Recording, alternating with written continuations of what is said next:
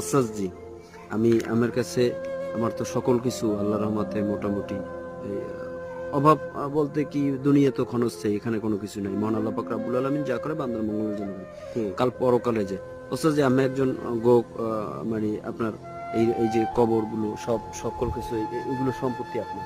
হ্যাঁ। এই যে কবর, আপনি একজন কবরের আপনি কবর সম্পর্কে আপনি কিছু বলুন। কবর হইল মুসলমানদের একটা পবিত্র জায়গা, যে যাও তত ভালো করে যাও, সে কবর তত শান্তিতে থাকবো। এই কবর কোনো মুসলমান যদি তার জায়গা জমির জন্য কবর দিয়ে কোনো অসুবিধা হয়, এখন হাজার লোকের কবর দেওয়ার জায়গা আমার আছে, তারা কবর দিতে পারবো, এর জন্য কোনো বিধি নিষেধ নাই।